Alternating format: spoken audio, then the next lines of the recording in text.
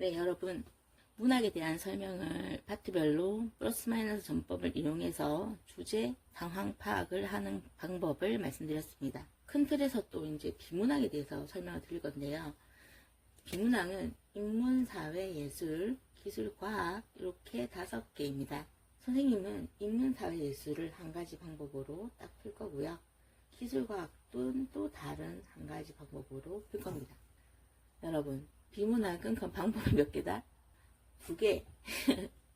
근데 학생들이 인문, 사회, 예술 얼마나 소재나 그런 것들이 다양해요. 그런 것들을 읽으면서 새로 보는 것처럼 항상 내용이 조금 다르니까 다른 글이다 이렇게 생각을 하는데, 선생님은 인문, 사회, 예술 글이 나오면 그 글에서 다루는 소재를 떠나서 한 방법으로 봅니다. 그리고 기술, 과학은 이제 또 다른 방법이에요. 그러면 선생님이 인문, 사회, 예술 문제를 푸는 법을 한번 보여드릴게요. 지문이 나왔다고 쳐요. 이걸 선생님은 처음 보자마자 단락으로 먼저 구분할 거예요.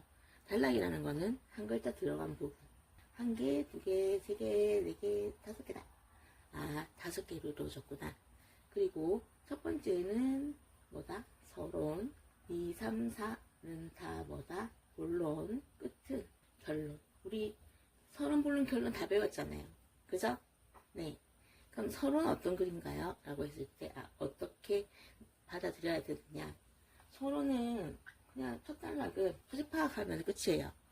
여러분, 선생님이 예를 들어 볼게요. 처음에 그래서 안녕하세요 여러분, 요즘 시장에 가보니까 귤이 이제 나오기 시작하더라고요 라고 나는 줄이 있습니다. 여기서 여러분 시장에 가보니까 귤이 있는데 이렇게 하는 걸 이제 글을 쓸 때 처음에 먼저 자기가 그냥 쓰고 싶은 글에 대해서 그냥 바로 들어간다면 좀 어색하겠죠. 그리고 보는 사람들도 흥미가 안 갈 겁니다. 그래서 스무스하게 아이고 시장에 가봤더니 이런 게 있다 이러면서 말을 해요. 시장 애들이 이제 표시를 합니다. 시장은 어떻고 귤은 어떻고. 첫째 줄에서 첫째 단락에서 서론에서는 그러면 여기는 시장이랑 귤이라는 단어가 나왔어요. 요 1단락의 끝줄을 봅니다. 1단락의 끝줄과 2단락의 본론 단락의 첫 줄을 2개를 봅니다. 서론의 첫째 단락의 처음과 끝을 보면 끝에 이런 말이 나와요. 여러분, 그러면 우리 귤이 어떤 과일인가에 대해서 알아볼까요? 이렇게 나왔어요. 문장에서는 시장 가니까 귤 많더라. 여기서 판단할 순 없죠. 근데 다른 얘기 하는 거를 보면서 쓱 내려오다 보니까 끝에 귤에 대해서 알아볼까요? 하니까 뭐예요? 소재는 귤이죠. 그러면 이게 귤인데 선생님은 본론을 볼 때 소재인 귤에 대해서 어떤 것들을 적었는가에 대해서 단락별로 어떻게 차이가 있는가를 알고 문제를 푸는 방식을 가르쳐 드릴 겁니다. 두 번째 단락에서의 첫 문장이 근데 귤은 겉모습이 울퉁불퉁하고요. 색상은 이렇고요. 뭐 이런 것들을 막 얘기하는 거예요. 근데 쓱 내려왔는데 다 겉모습 얘기예요. 그럼 이 단락은 뭐다? 겉모습 얘기하는 거예요. 그죠? 그리고 맨 끝에서 이제 또 그 다음 단락과의 앞줄과 연관성을 보면 그런데요. 귤은 성분이 어떻고 저떻고 막 나와요. 뭐 비타민 E가 있고 뭐 보안이 어쩌고 애들은 당연히 동글뱅이 치고 있어요. 구분한다고. 그러면 안 됩니다. 첫째 줄에 뭐라고 했습니까? 네, 성분이라고 했어요. 귤의 성분. 그러면 그래서 또 쓱 내려오다 보니까 둘째 줄은 뭐예요?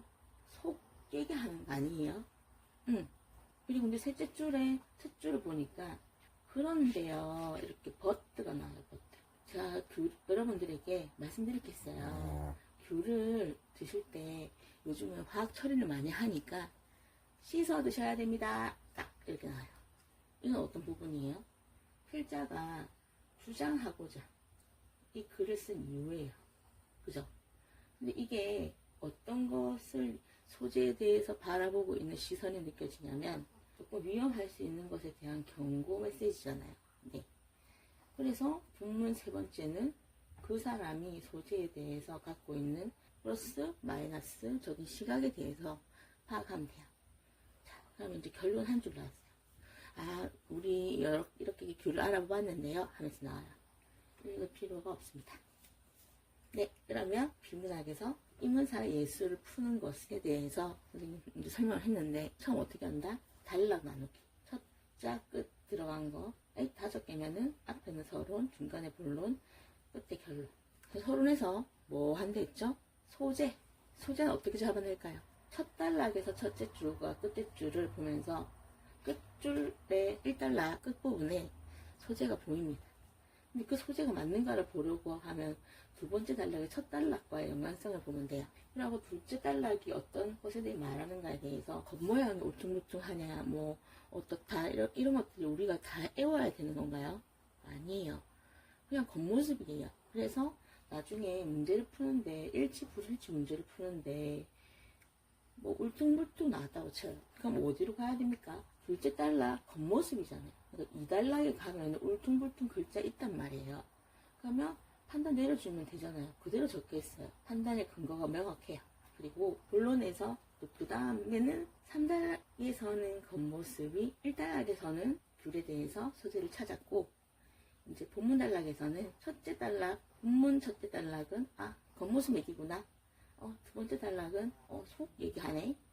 세 번째 단락은 필승이의 주장. 필승이의 주장. 그러면 결국은 플러스 마이너스를 우리가 체크할 수가 있는 겁니다.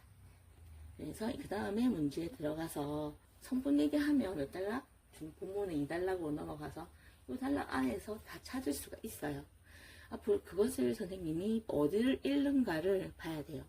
이거를 안에 있는 굉장히 많은 단어들을 다 암기하는 게 아니라 이 단락이 몇 개인데 이 단락 간의 관계성을 봄으로써 겉얘기하면 어떤 표현 어떻게 말을 했던 간에 이 단락에서 결정이 나는 거거든요. 찾아가면 됩니다. 참 쉽죠? 미안해요. 네, 그리고 기술과학은 완전 다른 방법을 쓸 거예요. 기술과학에 대해서 또 지문이 이렇게 나왔다고 쳐요. 5개입니다. 그리고 선생님이 뭐라고 했죠? 처음 시작할 때 들어간 거 단락 몇 개인가 파악하라고 했어요. 순서를 써도 되는데 그냥 선생님 빨리 하려고 이렇게 했어요. 첫째 단락 선생님 뭐 알아야 된다고 했어요?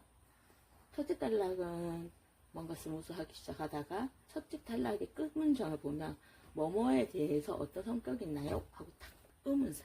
네. 왜 의문을 가질까요? 의문을 해결하는 것을 한번 생각해보고 자기가 가르쳐주고 싶거든요. 그래서 여기서 또 바로 첫 단락에서는 소재 파악. 뭔 말이 할 건데. 네. 과학은 어떤 메커니즘 같은 게 너무 생뚱맞게 모르는 것만 나오잖아요. 근데 그것에 대해서 끝줄에서 뭐에 대해서 알아봅시다 하면은 그냥 뭐에 대해서 알아볼 건가에 대해서 여기 본문이랑 결론에 화자가 다 설명을 해줘요. 그렇기 때문에 겁먹지 말고 그럼 두 번째 단락을 들어가는 겁니다. 아까 선생님이 인문사회예술은 이 각 단락 간에 어떤 내용이 있다는 그런 관계성을 파악하라고 했죠. 그리고 다 세부적인 걸 읽는 게 아니라 단락 간의 특징을 이용해서 찾아 들어간다고 했어요. 과학은 기술과학이라는 것은 이것을 찾아 들어가는 방법이 아니에요. 두 번째, 뭘 알아보고자 했는데 그것에 대해서 쭉 읽으면서 암기를 할 건 아니고 그래도 처음 나오는 단어들에 대해서 표시 정도는 해도 괜찮아요. 근데 이것들을 통해서 쭉 읽으면서 이 소재에 대해서 설명해주는 그런 부분들을 이해를 해야 돼요. 뭐 비행기가 어떻게 해서 그렇게 날 수 있냐, 뭐 그런 것에 대한 것들, 뭐 과학적인 이론들이 나오잖아요. 그러면 이런 과학적 이론들에 대해서 어떻게 돼갖고 그렇게 된다라는 것들을 이해를 해야 돼요. 찾아 들어가는 게 아니라 한 방에 쭉 이해를 한 다음에 결론은 필요 없습니다. 문제로 넘어가면 문제에서 그림이 항상 주어져요. 비행기 있고요. 우리가 이 본문에서 나온 단어들이 어디다 적혀 있어요.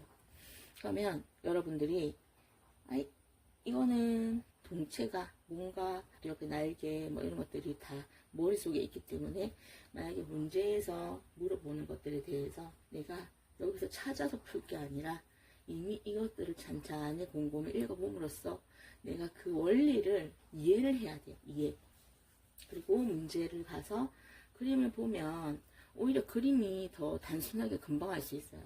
근데 우리가 또 모르는 그런 단어도 있으니까 본문에서 어떻게 해서 뭐가 어디 있는 거가 여기가 동체에서 본 거에다 아래에 뭐가 있고 이런 것들에 대한 정보들은 어느 정도는 다 뇌치를 시켜보면 되는 거예요. 문제가 나왔을 때 문제를 풀어라 한다면 이게 다 어떻게 해서 나는가에 대해서 이미 파악을 하고 원리를 아는 상태에서 문제를 바로 풀어버립니다. 이거는 문제를 먼저 읽어서는 안 돼요.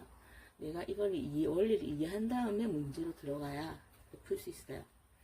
여러분, 선생님이 비문학에 대해서 인문사회예술 한계 방법, 기술과학 한계 방법 얘기 드렸습니다. 애우는 거나 너무 길게 얘기 안 하고 싶으니 이제 여러분들도 공감하실 것 같은데 짧게 요약하고 끝내겠습니다. 오늘은 끝입니다. 네.